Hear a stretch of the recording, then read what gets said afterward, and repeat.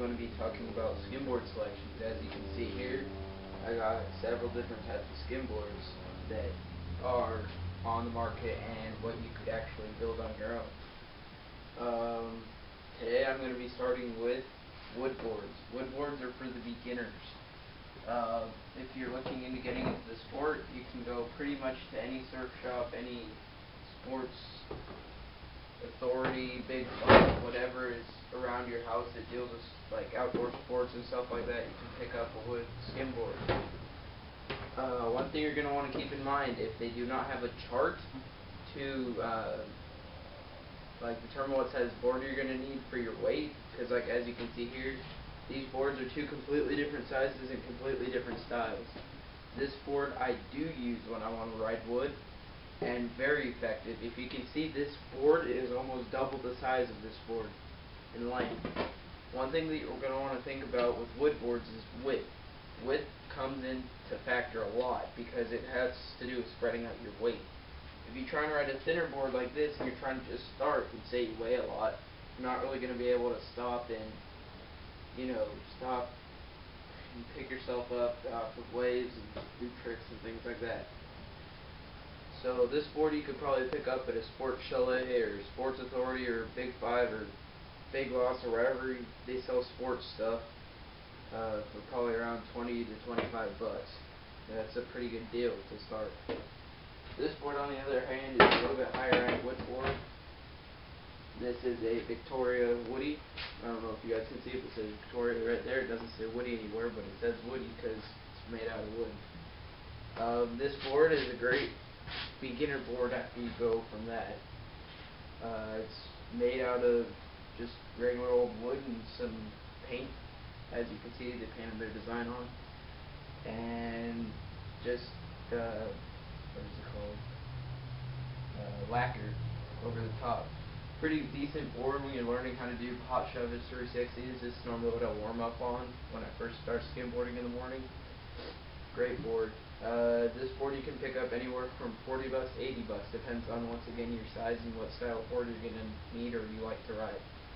So that's the last wood board.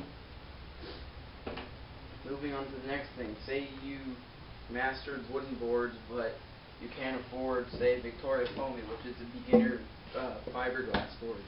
So you can't afford that.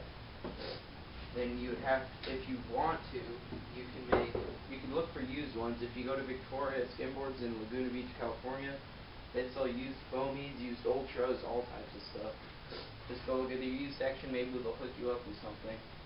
Next option would be is building your own skimboard, which is what these two are. These two I built. This one's mine, this one's my friend's. As you can see, I weigh 170, he weighs about 120. You can see the difference in the widths, first of all. See how this one has about an inch on each side? It helps with stability. And his is a little bit longer, not by much, by about a half an inch, but that's just his personal style. Not too hard to make. Just go to Lowe's, pick up any type of insulation foam. You can't use styrofoam, you have to use insulation foam. Pick up any color of latex paint. Then pick up from a fiberglass shop, maybe some surf shops around where you live, they have fiberglass. You got to pick that up. Pick up 2 gallons of resin from Lowe's or wherever you feel like buying resin. You could buy it at the fiberglass shop. But that's how you make this. You just rip it down the middle, put a piece of wood in with the curve to it. Just put that in. Glass over the top of it. And then there you go. There's your skimboard. This board's pretty good. I don't really use it to ride on waves. It's not the strongest board. It's nowhere even close to going to be as strong as this board will ever be. But this board definitely will get you through until either you save up money or you finally feel like advancing to this. These boards are pretty good for just riding flat, thin water.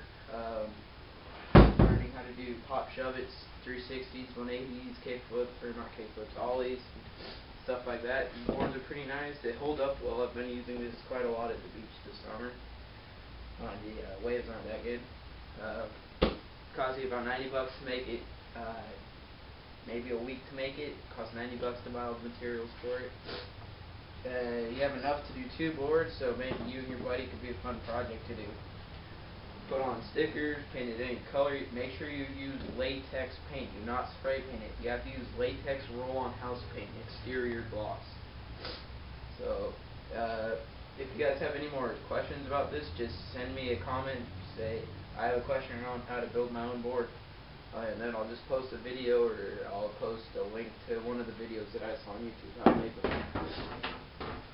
So that's the next step up from the wooden boards. If you can't afford buying a really decent board from Victoria or wherever you buy skimboards where you live. This is my Victoria foamy. It's gone through 2 seasons of riding. Time to upgrade almost. If you look at the bottom, I don't know how well you're going to be able to see it, but quite a bit of scratches. You can see these ones with the lines into it with the dirt. Quite a bit of scratches in it. I think it's a great board. I learned how to ride waves on it, pop shove at 360. I can do pretty much every basic trick. Victoria skimboards, I definitely recommend them. Very friendly. You can order it online, or you can drive down to their shop in Laguna Beach, California on Canyon Road or something like that. I'll post a link to their website. If you're asking what these are called traction pads. It's for when you're getting on waves. It helps you find a visual spot to plant your feet. This rear one, if you're asking one, has this bump. For me, this is what I personally think it is when I land on here and I'm going up onto a wave, I use it to push it up, like rock it up like that onto a wave. So that's my personal use for it. Wax, obviously, even though you have this, you're still going to need wax for the corners of your feet.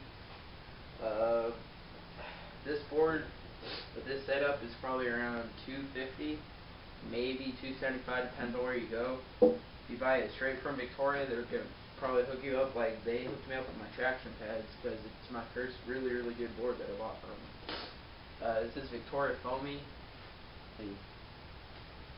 I know you can get these at Sports Chalet and Sports Authority and some surf shops.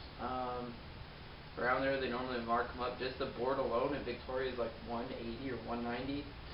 And then if you go to a local shop, they probably are going to be selling them for $200, not including the traction pads, which you have to buy those after. Wax shouldn't be more than $2 to $3. And then traction pads, $30 to add those on. So that's all the boards that I have to review right now.